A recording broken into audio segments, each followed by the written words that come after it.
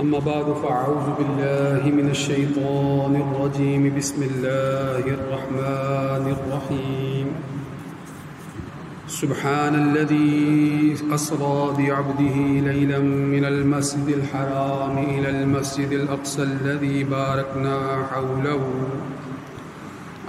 باركنا حوله لنريه من آياتنا إنه هو السميع البصير. وعن أبي ذر رضي الله تعالى عنه قال رسول الله صلى الله عليه وآله وسلم أي مسجد وضع الأول؟ قال المسجد الحرام. قلت ثم أي؟ قال ثم المسجد الأقصى. قلت كم كان بينهما؟ قال 40. ثم حيثما أدركت الصلاة فصل والأرض لك المسجد. رواه البخاري. وقال الله تبارك وتعالى إن الله وملائكته يصلون على النبي يا أيها الذين آمنوا صلوا عليه وسلموا تسليما. اللهم صل على سيدنا ومولانا محمد وعلى آل وأصحاب سيدنا ومولانا محمد وبارک وسلم علیہ. سامعین محترم، جیسا کہ آپ جانتے ہیں کہ بیت المقدس مسجد اقصیٰ کے اندر اسرائیلی افواج، اسرائیلی جو اقدامات تھے ان کی وجہ سے بڑی ہی ظلم اور بربریت کی کیفیت رہی ہے، اور ابھی چند روز ہوئے ہیں کہ وہاں پر جو ہے وہ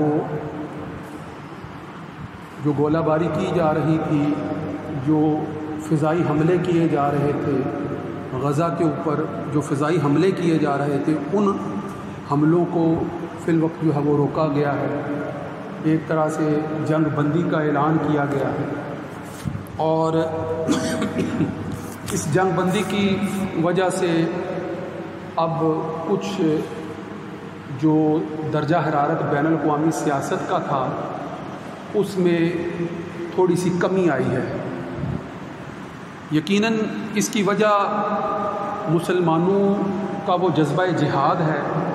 مسلمانوں نے، ایمان والوں نے، فلسطین کے غیور مسلمانوں نے جس طرح سے جرت کا مظاہرہ کیا ہے، جس طرح سے بہادری کا مظاہرہ کیا ہے، جذبہ جہاد کے ساتھ جو ہے وہ ڈٹے رہے ہیں.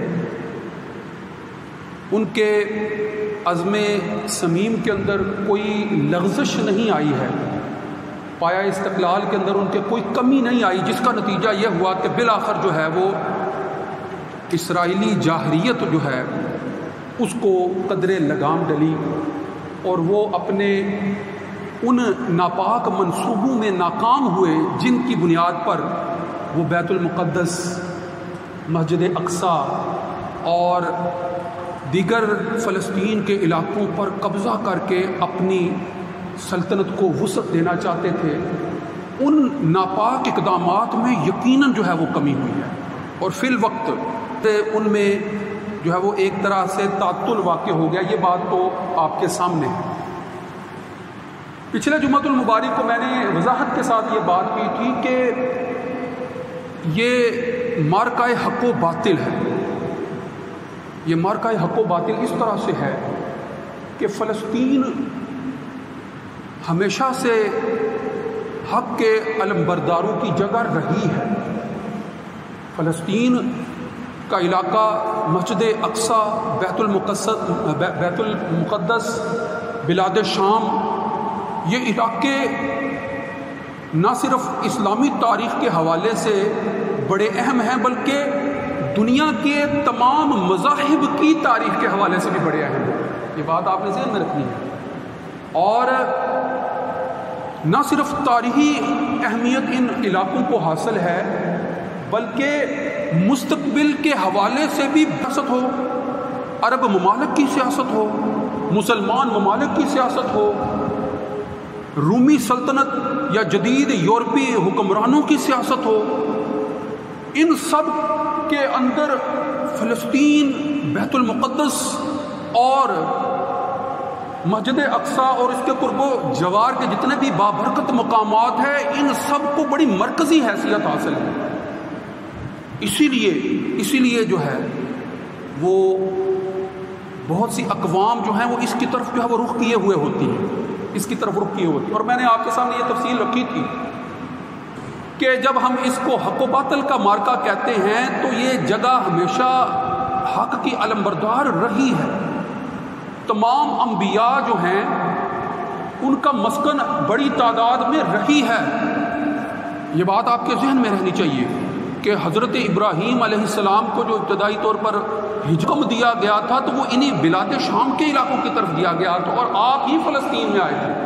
یہ بات تو آپ جانتے ہیں کہ خانہ کعبہ کی تعمیر جو ہے وہ حضرت ابراہیم علیہ السلام نے اپنے بیٹے حضرت اسماعیل علیہ السلام سے مل کر جو ہے وہ تعمیر نو کی تھی۔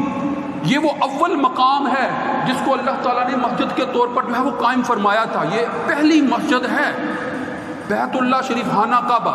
اور رسول اللہ صلی اللہ علیہ وآلہ وسلم سے جب حضرت ابو ذر رضی اللہ تعالیٰ عنہ نے یہ پوچھا کہ سب سے پہلی مسجد کون ہے تو آپ نے بیت اللہ کا نام لیا، پھر کہا دوسری مسجد کون ہے تو آپ صلی اللہ علیہ وآلہ وسلم نے فرمایا مسجد اقصیٰ، یہ مسجد اقصیٰ جو بیت المقدس ہے۔ اور پھر جب اس کے ساتھ ہی منسلک ایک اور سوال کیا حضرت ابو ذر غفاری رضی اللہ تعالیٰ عنہ نے کہ ان دونوں کے درمیان کتنے عرصے کا فرق ہے تو آپ صلی اللہ علیہ وآلہ وسلم نے فرمایا 40 سال کا۔ تو یہ ذہن میں رکھیے گا کہ بیت اللہ کی تعمیر نو کے بعد حضرت ابراہیم علیہ السلام جب پہنچتے ہیں تو تقریباً بیت اللہ کی تعمیر کے 40 سال بعد جو ہے وہ مسجد اقصیٰ کی تعمیر جو ہے وہ آپ حضرت ابراہیم علیہ السلام جو ہے وہ خود فرماتے ہیں۔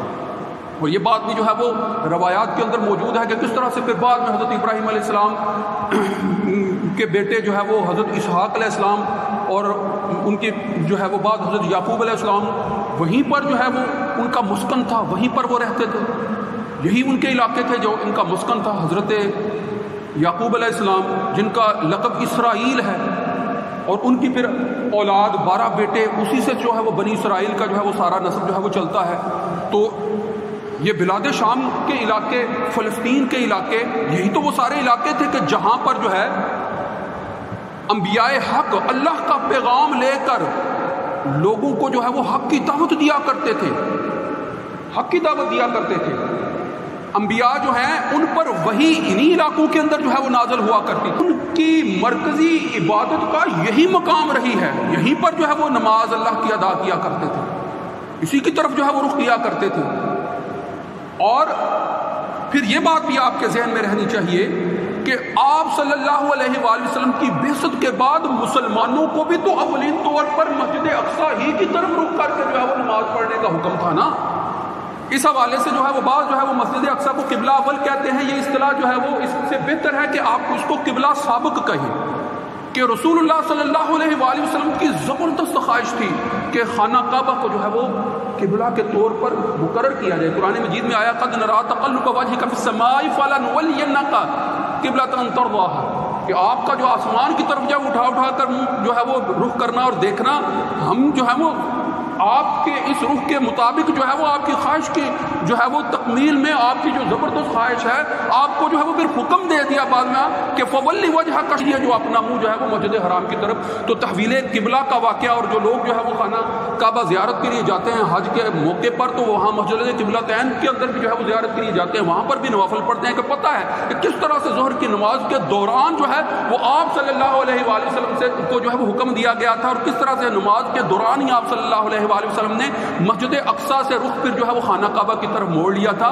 اور اس کے اندر یہ بات ذہن میں رکھیے گا کہ بہت بڑی آزمائش تھی، یہ آسان نہیں تھا۔ منافقین یہود جو تھے وہ درپردہ دل ہی دل کے اندر جو ہے جو یہود سے مسلمان ہوئے تھے یا پھر جو ہے وہ منافقین کے ساتھ جن کا تعلق تھا مدینے کے اندر رہنے والے، ان کا طرز عمل کیا تھا کہ وہ دل ہی دل میں جب بیت المقدس کی طرف رخ کر کے جو ہے وہ مسلمانوں کی صفوں کے اندر ہی داخل ہو کر عبادت کر رہے ہوتے تھے، تو ایک طرح سے وہ دل ہی دل میں جو ہے وہ اس قبلے کی طرف اپنے رخ کر کے جو ہے وہ اپنی سابقہ دینی روایات اور عقائد کو لہذا ان کے لیے یہ بڑی آزمائش تھی کہ جب کہا قبلہ بدل دے تو ان کے لیے یہ آسان نہیں تھا. تو یہی سب سے بڑی وجہ تھی قبلہ کی تبدیلی کی کہ اللہ رب العزت نے جو ہے وہ جن کے دل میں ایمان خالص ہے ان کو الگ فرمانا تھا ان سے جن کے اندر جو ہے وہ نفاق موجود تھا، منافقین سے الگ فرمانا تھا.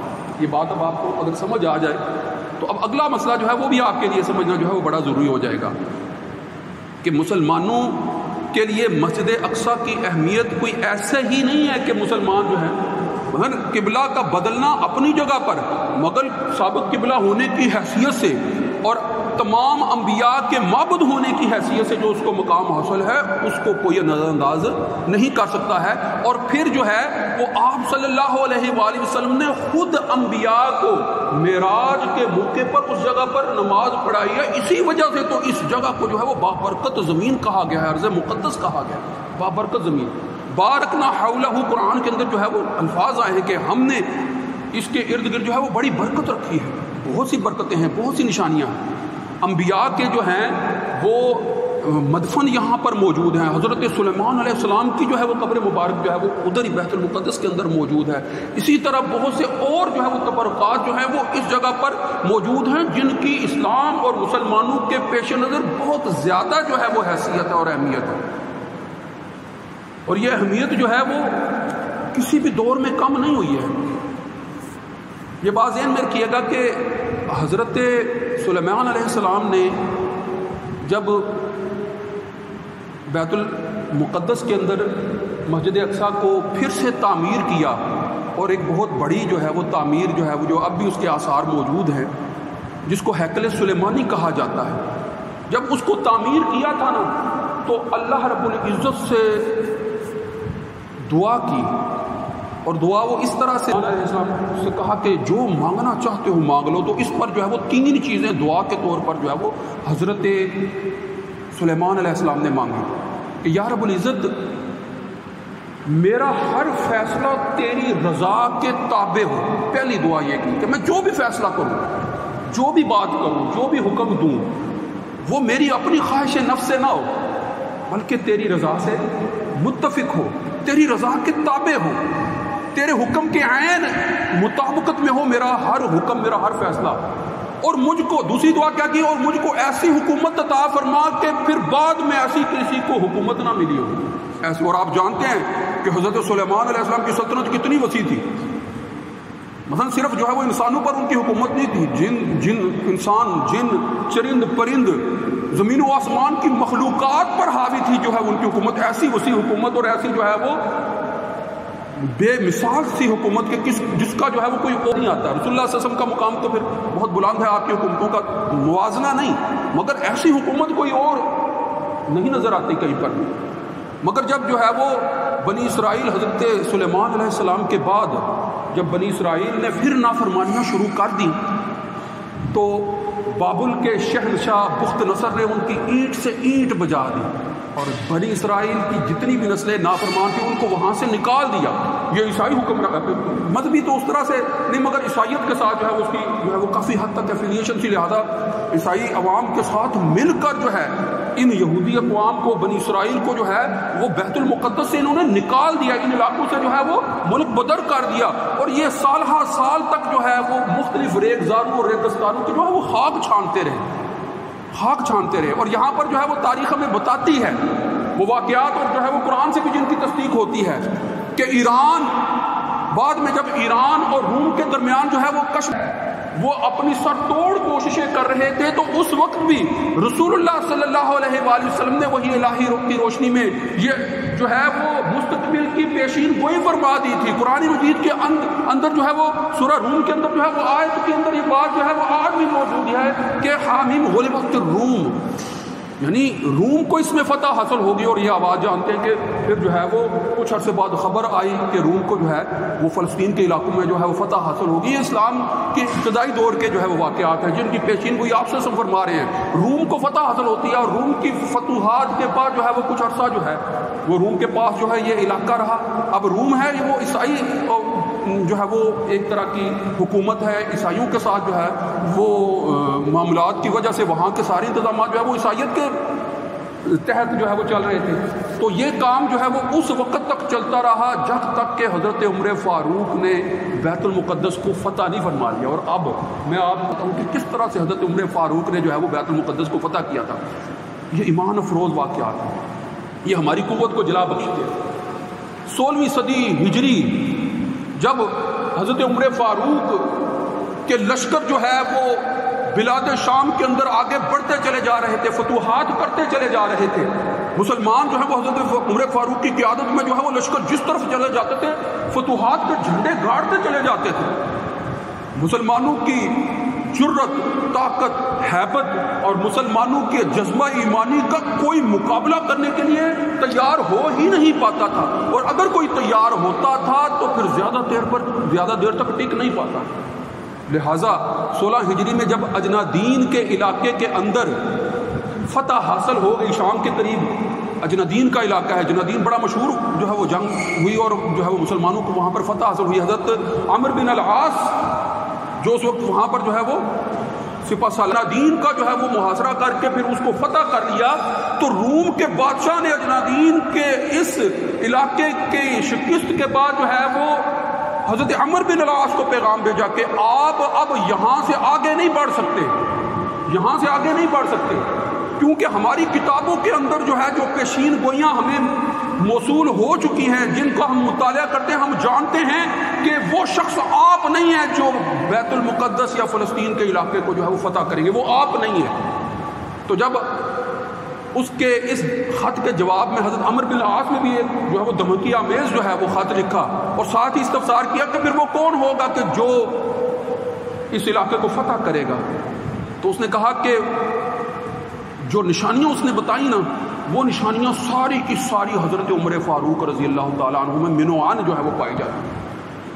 وہ کہتے تھے مثلا وہ کہتے تھے کہ یہ وہ شخص محمد کا صحابی ہوگا, وہ اپنی زبان میں محمد کا نام لیتے تھے, وہ محمد کا صحابی ہوگا اور وہ انتہائی جو ہے وہ سخت جو ہے وہ طرز عمل کا حامل ہوگا اور کسی ملامت کرنے والی کی ملامت کو قبول کرنے والا ہرگز نہیں ہوگا. وہ حق کو جو ہے وہ بالا دست کر دینے والا ہوگا.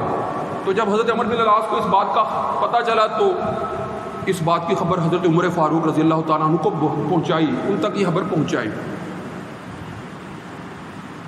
پھر حضرت عمر فاروق جو ہے وہ دیگر صحابہ اور دیگر احباب سے مشاورت کر رہے ہیں, اور اسی دوران جو ہیں حضرت ابو عبیدہ ابن جراح امین الامہ, حضرت ابو عبیدہ ابن جراح, ان کی سرکردگی میں لشکر آگے بڑھا اور اس نے پھر جو ہے وہ بیت المقدس اور فلسطین کے علاقوں کا جو ہے وہ احاطہ کر لیا اور وہاں پر جو ہے تقریباً 3-4 ماہ تک جو ہے وہ جاری رہا. جب اتنا لمبا عرصہ گزر گیا تو پھر اسی قلعے کے جو ہے وہ سربراہ نے دوبارہ سے کہا کہ تم وہ شخص نہیں ہو کہ جو اس قلعے کو فتح کرے گا. لہٰذا پوچھا کہ وہ کون شخص فتح کرے گا, تو پھر کہا کہ اس کا نام عمر ہوگا, وہ محمد صلی اللہ علیہ وآلہ وسلم کا صحابی ہوگا, وہ جو ہے وہ دین کے حوالے سے جو ہے وہ حق کو جو ہے وہ بالا دست کر دے گا اور جو ہے وہ کسی ملامت کرنے والے کی ملامت کو جو ہے وہ قبول کرنے والا نہیں ہوگا. تو جب حضرت ابو عبیدہ بن جراح رضی اللہ تعالیٰ عنہ نے یہ بات سنی تو مسکرا کر فرما دیا کہ پھر سمجھو کہ اب جو ہے وہ ہم نے بیت المقدس کو فتح کر لیا. پیغام جو ہے وہ حضرت عمر فاروق کو بھیجا. حضرت عمر فاروق جو ہے مشاورت کر کے جو ہے وہ فلسطین کا جو ہے وہ سفر اختیار کرتے ہیں. جابیہ کے مقام پر پہنچتے ہیں تو دیکھنے والے کیا منظر دیکھتے ہیں کہ حضرت عمر فاروق جس سادہ انداز سے جو ہے وہ چلے آ رہے ہیں کہ آپ خود جو ہے وہ پیدل چل رہے ہیں اور آپ کا غلام اسلم جو ہے وہ سواری پر سوار ہے. یہ منظر کی وہ علامتیں تھی جو ہمیں اپنی کتابوں میں ملتی تھی. یقیناً یہی وہ شخص ہیں جو بیت المقدس کو جو ہے وہ فتح کرنے والے ہوں گے. لہٰذا انہوں نے جو ہے وہ جنگ بندی کا فوراً اعلان کیا اور آپ کے جو ہے وہ ساتھ فوراً معاہدہ کرنے کے لیے تیار ہو گئے. معاہدہ ہوا اور حضرت عمر فاروق اگلی صبح جو ہے وہ پھر فجر کی نماز کے بعد فاتحانہ شان کے ساتھ جو ہے وہ بیت المقدس کے اندر داخل ہوئے اور یہی مسجد اقصیٰ کے اندر پہنچ کر جو ہے وہ شکرانے کی نمازیں ادا کی. یہ واقعات یہ ایسے ہی معمولی واقعات نہیں ہے کہ بغیر جو ہے وہ قتل و غارت گری کے اتنے بڑے علاقوں کو مسلمانوں نے جو ہے وہ اپنی قوت ایمانی سے فتح کیا. اصل چیز قوت ایمانی ہے. یہ ظاہری وسائل جو ہے وہ دھرے کے دھرے رہ جاتے ہیں. ہمیں آج اس بات پر جو ہے وہ غور و فکر کرنا ہے کہ ہم جو ہے وہ دو قومی نظریے کو یہاں بھی بنیاد بناتے ہیں، وہاں بھی بنیاد بنا کر کہہ رہے ہیں کہ وہاں پر جو ہے وہ پارٹیشن کر دی جائے اور جو ہے وہ ایک حصہ ان کو دے دیا جائے، ایک حصہ ان کو دے دیا جائے۔ بھائی 70-72 سالوں سے تو پارٹیشن کے مختلف پہلو تم اختیار کر کے آج تک تو وہاں پر امن قائم نہیں۔ حق کا پرچار، حق کی بالادستی، حق کا غلبہ جو ہے وہ عین حق ہی ہے، جو حق وقت پر جو ہے وہ مقررہ وقت پر جو ہے وہ سب کے سامنے آنا ہی آنا ہے۔ انشاءاللہ جو ہے وہ مسلمان جو ہیں وہ اس علاقے پر جو ہے وہ اپنی حکومت دوبارہ قائم کریں گے۔ وہ آخر دعوانا الحمدللہ رب العالمین۔ سنتے ہیں ادا فرمائیں۔